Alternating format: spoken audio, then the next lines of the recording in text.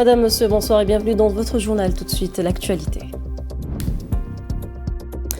Nous commençons avec les principaux faits du continent. Le sommet Union européenne-Union africaine s'ouvre aujourd'hui à Luanda en Angola. L'Algérie appelle un partenariat euro-africain plus équilibré, fondé sur la souveraineté et la sécurité régionale.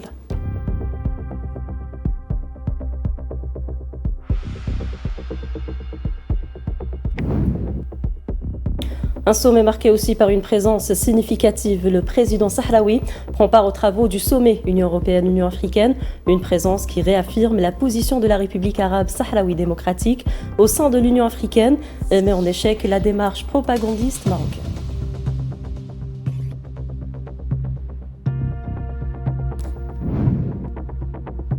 Cap sur l'ONU, où la question palestinienne a dominé les débats de la réunion mensuelle du Conseil de sécurité aujourd'hui.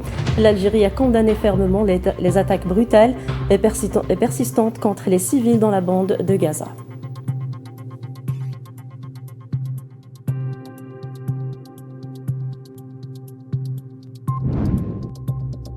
Et pendant ce temps en Europe, l'Union européenne réaffirme son soutien politique et militaire à Volodymyr Zelensky, Antonio Costa assurant une aide maintenue dans la durée.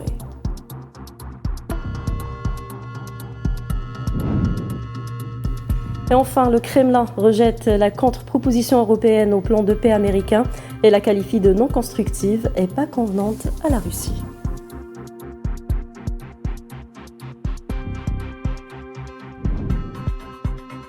Bonsoir et bienvenue. Les travaux du 7e sommet de coopération et de partenariat entre l'Union africaine et l'Union européenne ont été ouverts lundi à Luanda en Angola, placés donc sous le thème promouvoir la paix et la prospérité grâce à un multilatéralisme effectif. Le sommet Union africaine, Union européenne vise à examiner les questions multilatéralisme effectif. Le sommet donc vise à examiner les questions prioritaires pour les deux parties, notamment celles liées à la paix, à la sécurité, au développement, à la migration, à la gouvernance et à évaluer le partenariat en place entre l'Afrique et l'Europe dans différents domaines.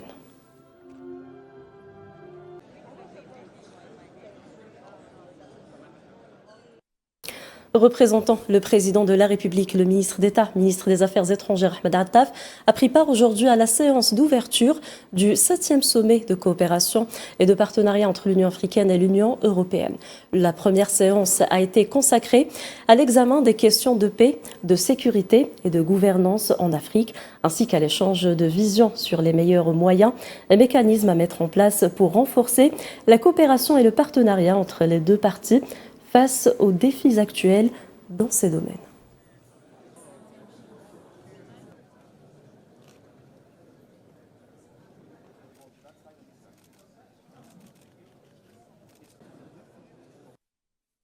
Le Sahara occidental, membre fondateur de l'Union africaine, est présent à ce 7e sommet Union africaine-Union européenne. Le président sahraoui Brahim Ghali a assisté ce matin au coup d'envoi des travaux. La République sahraoui renforce sa présence sur les scènes continentales et internationales et déjoue systématiquement les tentatives désespérées de l'État occupant marocain pour entraver sa participation. À Luanda, la délégation sahraoui siège aux côtés du Maroc, de pays européens et de représentants d'organisations des Nations Unies, une scène politiquement significative qui perturbe la machine de propagande du régime marocain à Rabat.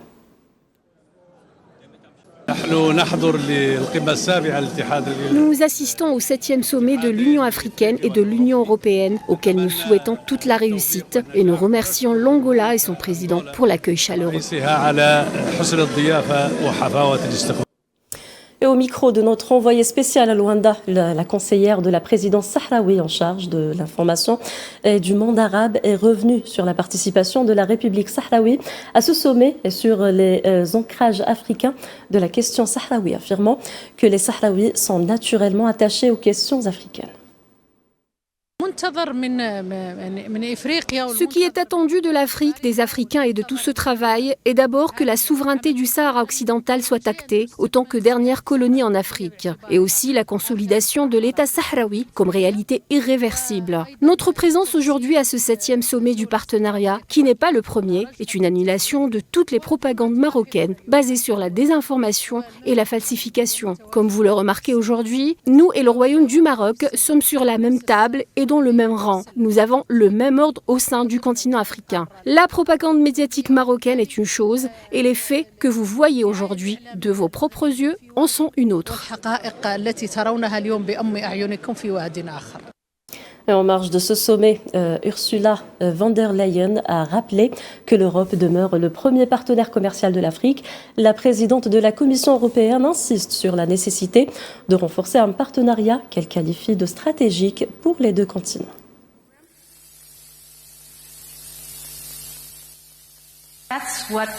Un engagement européen efficace et coordonné, ainsi qu'une forte présence européenne à Genève, nous ont permis de réaliser des progrès significatifs dans les négociations pour une paix juste et durable en Ukraine. Dans cette perspective, nous devons rester unis et continuer de placer l'intérêt supérieur de l'Ukraine au cœur de nos actions. Et dans un autre sujet, la défense civile de la bande de Gaza a fait état ce lundi de 3 civils palestiniens tombés en martyrs dans des frappes sionistes sur les territoires palestiniens depuis l'aube. Deux d'entre eux assassinés par une frappe de drone dans la ville de Beni Souheila, à l'est de Khan Younes, et un autre par un obus de char dans le quartier d'El Toufah, dans la ville de Gaza. L'hôpital Nasser à Khan Younes a quant à lui confirmé avoir reçu les dépouilles de 2 martyrs et 3 blessés, dont l'un a été décrit comme étant dans un état critique.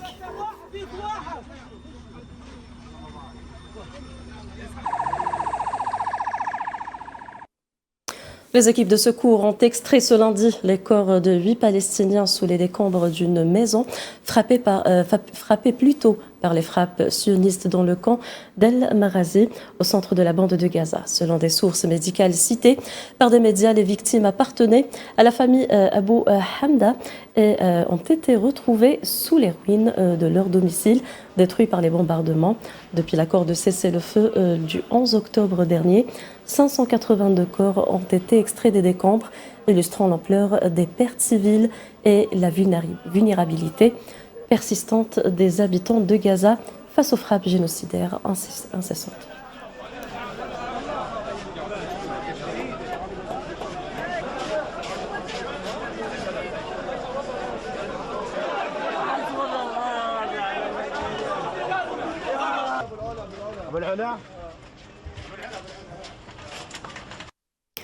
Et depuis le cessez-le-feu d'octobre, davantage de denrées alimentaires arrivent à Gaza, mais elles restent insuffisantes pour répondre aux besoins humanitaires considérables et les pluies hivernales risquent de gâcher les denrées livrées. Les Palestiniens vivant près de la ligne jaune délimitant le retrait de l'armée d'occupation israélienne décrivent une situation difficile et parlent de leur lutte pour trouver de la nourriture et de l'eau.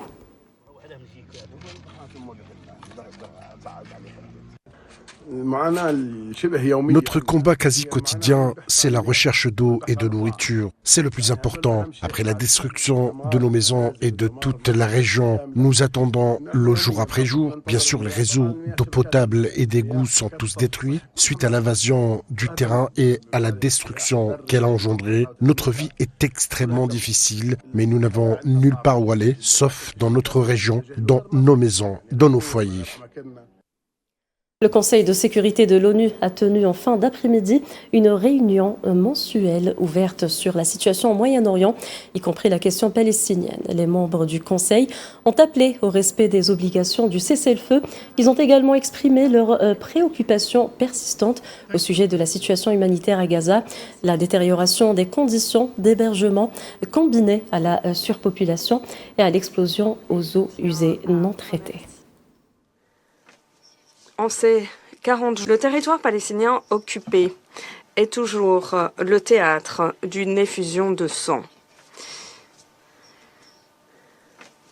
En ces 40 jours, depuis que le cessez-le-feu a été décrété, et en violation flagrante de l'accord, Israël a tué plus de 310 Palestiniens, parmi lesquels de nombreuses femmes et enfants. L'Algérie condamne fermement ces attaques brutales et persistantes. Du Liban à la Syrie, en passant par Gaza et la Cisjordanie, Israël foule aux pieds les accords et méprise les médiateurs et les garants. La montée des violences des extrémistes sionistes est aussi inquiétante en Cisjordanie occupée, des crimes qu'ils inscrivent dans le cadre d'un nettoyage ethnique, selon Ammar Benjama. L'on y observe une escalade inédite de terrorisme de la part des colons, une campagne extrémiste de violence, d'intimidation, soutenue et protégée par les forces d'occupation israélienne. Ces colons extrémistes incendient des foyers, des mosquées, des champs d'oliviers. Ils sèment la terreur auprès des populations locales. Ils confisquent des terres un taux alarmant. Ces violations criantes, ces crimes haineux s'inscrivent dans le cadre d'efforts de nettoyage ethnique. Oui, je le répète, de nettoyage ethnique, visant à tuer dans l'œuf l'idée d'un futur État palestinien. En réaction à la question nucléaire iranienne et aux récentes déclarations du président américain Donald Trump affirmant que des négociations entre les États-Unis et l'Iran étaient fort probables, Téhéran a déclaré dimanche que les États-Unis n'avaient pas une compréhension adéquate du processus de négociation. Par conséquent, ce sont les actions des États-Unis et non leurs déclarations qui importent, a déclaré Ismaël Baraï, le porte-parole du ministère iranien des Affaires étrangères.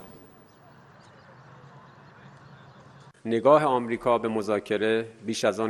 négociations menées par les États-Unis reposent sur des ordres et des impositions plutôt que sur la tradition du bénéfice mutuel en diplomatie. Tant que les États-Unis persisteront dans cette voie, aucune négociation significative ne pourra avoir lieu.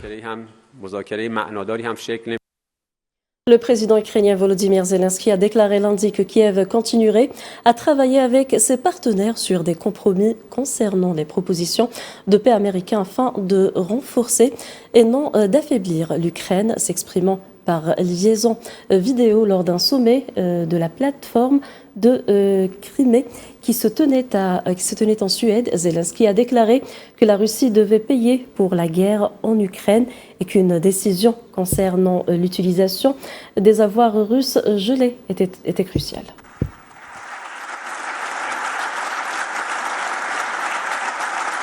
Right now, we are at a critical moment, and nous nous trouvons actuellement à un moment critique et nous travaillons en étroite collaboration avec les États-Unis, nos partenaires européens et bien d'autres encore afin de définir des mesures qui puissent mettre fin à la guerre que la Russie mène contre nous, contre l'Ukraine, et instaurer une véritable sécurité. Il est crucial de soutenir les principes fondamentaux de l'Europe. Les frontières ne peuvent être modifiées par la force, les criminels de guerre ne doivent pas échapper à la justice et l'agresseur doit payer intégralement le prix de la guerre qu'il a déclenchée. C'est pourquoi les décisions concernant les avoirs russes sont essentielles. Le président du Conseil européen, Antonio Costa, a déclaré lundi que l'Union européenne continuera à soutenir l'Ukraine à mesure que les pourparlers de paix progressaient. Une déclaration qui intervient en marge d'une réunion informelle dans la capitale angolaise, Luanda, sur l'Ukraine, au moment où Washington et Kiev ont tenu des pourparlers en Suisse dimanche pour élaborer un plan de paix mutuellement acceptable.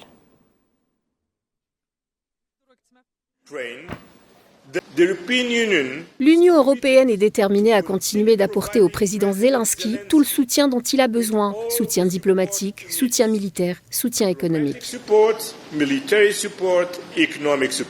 An efficient and coordinated European engagement. Un engagement européen efficace et coordonné, ainsi qu'une forte présence européenne à Genève, nous ont permis de réaliser des progrès significatifs dans les négociations pour une paix juste et durable en Ukraine. Dans cette perspective, nous devons rester unis et continuer de placer l'intérêt supérieur de l'Ukraine au cœur de nos actions.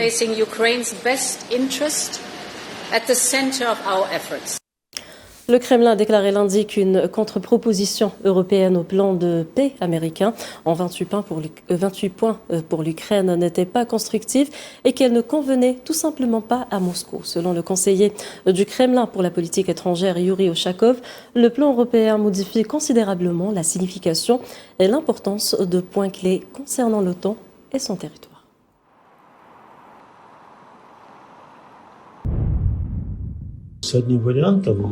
Nous avons été informés d'une variante conforme aux accords conclus en Alaska. Et par conséquent, de nombreux points de ce plan, je dirais pas tous, mais beaucoup nous semblent acceptables. Quant aux autres propositions, il y en a 28, bien sûr, qui nécessitent une discussion et un examen approfondi entre les parties. Mais cette question n'a pas encore été abordée avec nous. Président du Parlement ukrainien s'exprimant lors du sommet de la plateforme de Crimée. En Suède, le président du Parlement ukrainien, Russian Strakchuk, a déclaré que l'adhésion de l'Union européenne à l'OTAN devait faire partie intégrante des garanties de sécurité de l'Ukraine et de tout plan de paix.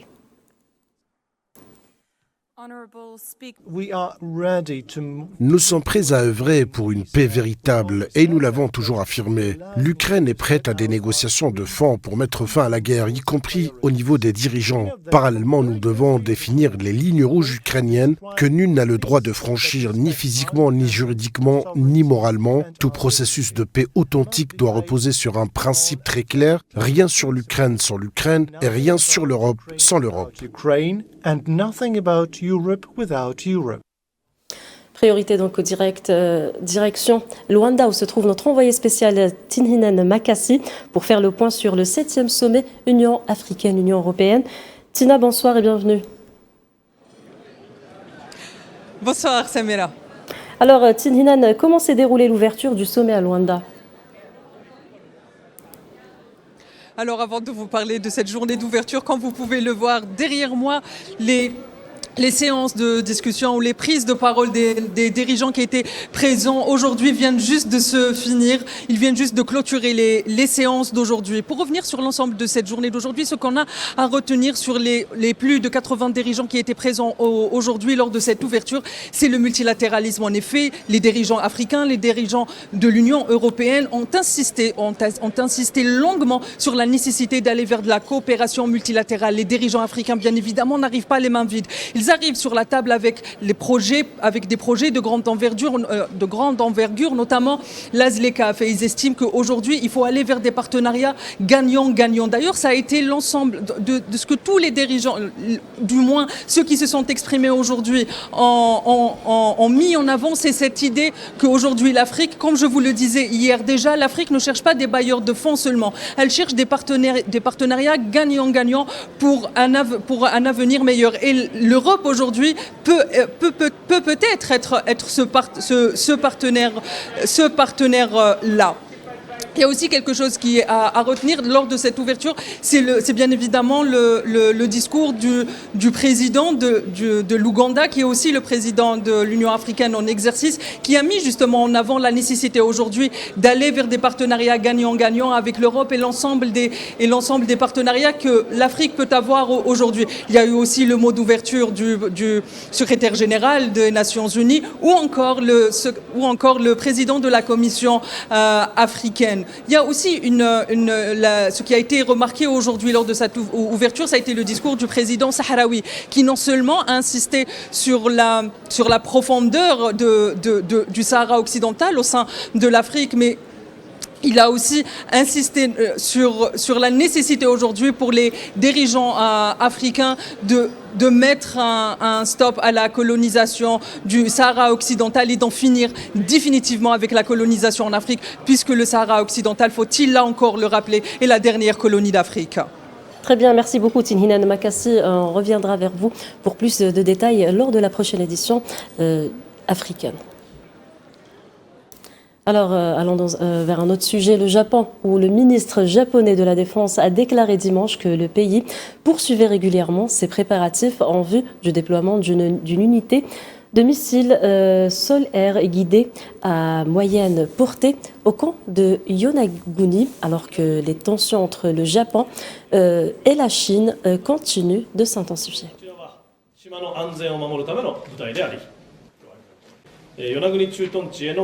L'unité de missiles sol-air à moyenne portée dont le déploiement est prévu au camp de Yonaguni est une force dédiée à la protection de la sécurité de l'île. Nous sommes convaincus que son déploiement réduira considérablement le risque d'attaque armée contre notre nation et nous ne considérons pas comme fondé l'argument selon lequel il exacerberait les tensions régionales. Justement, la Chine a qualifié lundi le projet du Japon de déployer les missiles sur une île proche de Taïwan de tentative délibérée de créer des tensions régionales et de provoquer une confrontation militaire, dans des déclarations qui interviennent dans un contexte de crise diplomatique sans précédent entre la Chine et le Japon.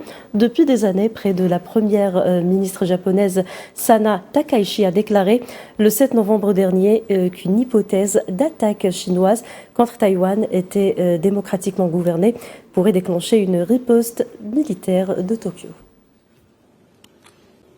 Le déploiement d'armes offensives par le Japon sur les îles du sud-ouest proches de Taïwan est une tentative délibérée de créer des tensions régionales et de provoquer une confrontation militaire, compte tenu des propos erronés de la première ministre japonaise Sanae Takaichi. Concernant Taïwan, cette tendance est extrêmement dangereuse et exige une vigilance accrue de la part des pays voisins et de la communauté internationale.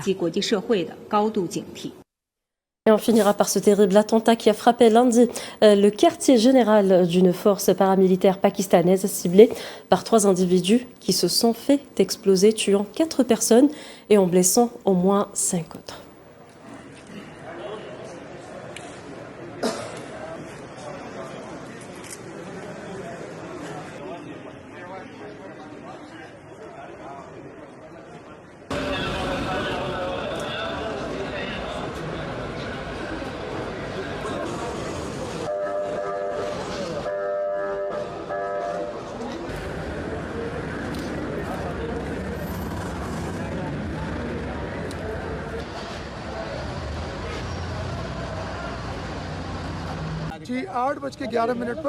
À 8h11, un attentat suicide a eu lieu à l'entrée du poste de la police des frontières, faisant 3 morts parmi les soldats. 2 kamikazes ont pénétré dans l'enceinte où des soldats de la police fédérale les ont neutralisés. Nous évitons ainsi des pertes plus importantes. 3 soldats ont été tués et 2 autres blessés. La police et la police des frontières ont participé à l'opération et nous pouvons désormais affirmer que les lieux sont sécurisés.